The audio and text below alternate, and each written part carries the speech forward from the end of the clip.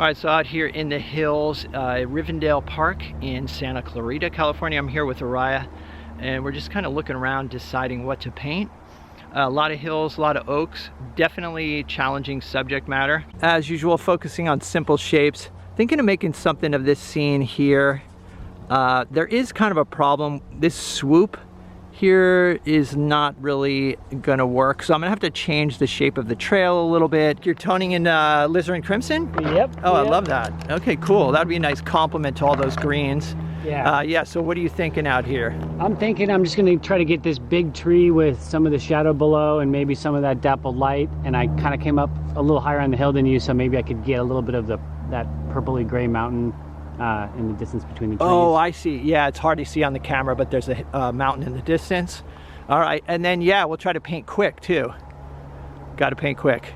Fingers crossed. So I'm painting a 14 by 18 inch panel here, and I'm toning in burnt sienna today. And I just thinned the burnt sienna with odorless mineral spirits. Usual palette of colors here, using Liquid Original for my medium. I'm starting out with this number 8 natural bristle flat from Utrecht. It's a 209. All right, you setting that clock? I gave it an hour and 10 minutes. Hour and 10. All right, so we've got trees up here. And maybe there's like, it's not like really a horizon, but distant land out there. And just focusing on big shapes. There's some land in the foreground that's actually steeper, like this, but I don't want it to mimic the trail, like a mirror image, so I'm gonna drop this down like this, cutting off the trail. The trail kind of comes up and goes around this hill here, and then there's land coming down like that too. This is all a tree here, and this is dark trees there. Okay, that's the basic idea. I think I kind of want to have this come up a little bit like that, so it's not just straight across. All right, something like that. So I'll first just, get some lines on the panel to see if I like, these shapes, and then I can get more specific. And I think I want to run this tree kind of off the top in the corner. I want these trees to be higher than the trees over to the left. And the dark portion of the bottom of the tree starts kind of describing this hill. The trail goes around the corner like that. And I think I'm going to exaggerate the width of the trail down here. All right, so Araya's got a sketch laid out here. Oh yeah, this is 16 by 22. I don't think I mentioned that, right? Yep. All right. So hill coming down and an arrangement of trees. This is that, you're gonna have some of the trail down on the bottom? Yeah, this is gonna be the trail coming around the corner here. And okay, then gotcha. This is gonna be the shadow of the tree right here. Okay, perfect. So there's the basic sketch. I'm a little concerned about this tree. I feel like it's kind of big and dark right up front. So I think I'm gonna reduce the size of this, kind of open up the space in between here. All right, mixing up a dark using ultramarine blue, phthalo blue, burnt sienna, and yellow ochre. Squinting at the scene and looking for the dark shapes in the tree. And definitely trying to keep some transparency in the paint at this point. All right, adding a little burnt sienna to the mix. This portion's gonna have some really saturated green. And so I wanna have, the dark shapes stand out against that green. And of course the light is changing. This tree was in shadow. Even though there's light on the tree, look at how dark it is compared to the sky. And that's something that's really challenging in painting trees, is that we tend to paint them too light. But yeah, even the light portions are much darker than the sky. And this is dappled light down here, this shadow of this tree. But I want to have it, be a unified shape if at all possible. And then also there's a tree in the background here that's kind of casting a shadow as well.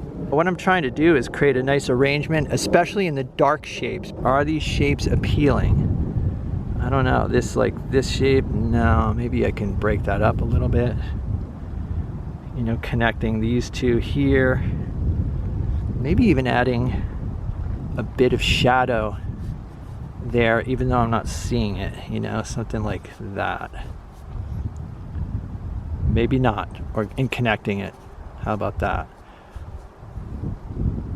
That's maybe a little more interesting. although I don't want it to mimic this. Like how about like that. And adding some titanium white and ultramarine blue for this tree here. Actually, that's still too dark. Adding more titanium white and some cadmium yellow medium, something like that. That'll push that back. All right, so that's basically the painting, the light against the dark. All right, for the sky, I'm using a mixture of ultramarine blue, phthalo blue, and titanium white. And I'm gonna keep this fairly thin to start. Lately, what I've been doing is working into the sky with thicker paint, you know, using some of the color that's already on the panel, and then like either adding white or whatever I need to make it work. All right. Some people ask, like, why do you start, you know, with your darks? If you tone your panel and you start with darks, you get a feeling of light pretty quickly. All right, so for the foreground greens, I'm using cadmium yellow medium with phthalo blue. So this is a really saturated green, and it's kind of nice to establish the saturated greens. I mean, you know, it's about as saturated as I can get. It's easier to have the more grayed down greens, like the ones I'll have in the background here. But like I said, it's kind of nice to, you know, establish those bright greens first. Let's see how I like what I'm seeing. Adding alizarin crimson, because this section here has got a little bit more red to it. All right, so dragging some of this yellow into the sky mixture and adding burnt sienna. It's kind of more of a blue-green. That's actually too saturated, but I can adjust that. I want more red in that.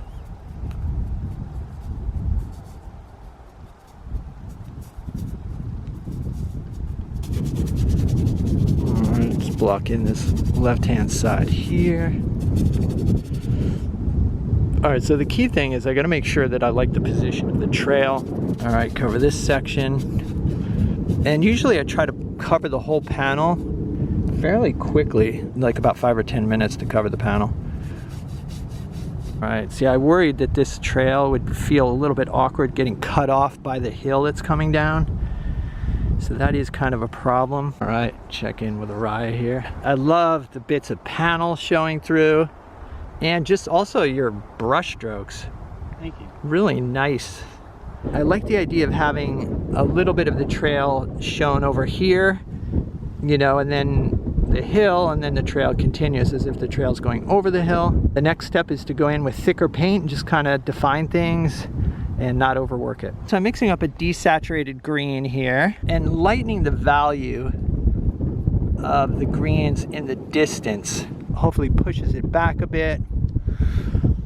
There we go. All right, so I'm reinforcing some of the shadow shapes. I'm trying to be very careful not to, you know, number one, overwork, but also not break up the design. So the key is to walk back frequently and make sure that it's overall reading correctly. Stroke direction can kind of indicate the slope of the plane. It can also create energy. Over here, the angle is more like this. All right, so really pushing the yellow in the foreground and trying to use loaded strokes. I want this to have a little bit more red in it over here. All right, adding alizarin and titanium white to lighten it up a bit. All right, Araya just notified me we have 27 minutes left. So now I'm gonna reduce the amount of medium that I'm gonna use. So I've got titanium white, phthalo blue, ultramarine blue, but it's a thicker mixture. See how the value of that is. That looks pretty good. And there's some patterns of, you know, clouds in the sky. I might add those too. All right, for the clouds, I'm using titanium white with a bit of alizarin crimson. And I may take these out, but it could be fun to experiment, see if they work. It's amazing how much paint you go through when you don't use medium.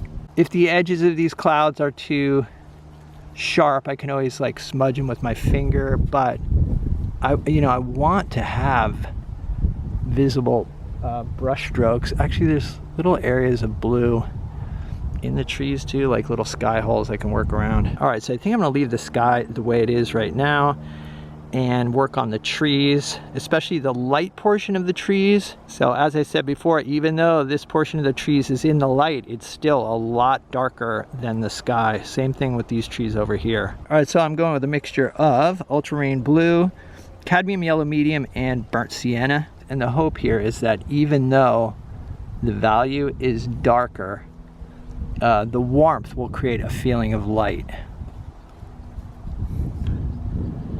Okay, and then these trees, because they're further in the distance, are going to be a bit cooler, just a touch. I'm going to exaggerate the warmth because when I get this painting indoors, it's going to appear less saturated and cooler in temperature.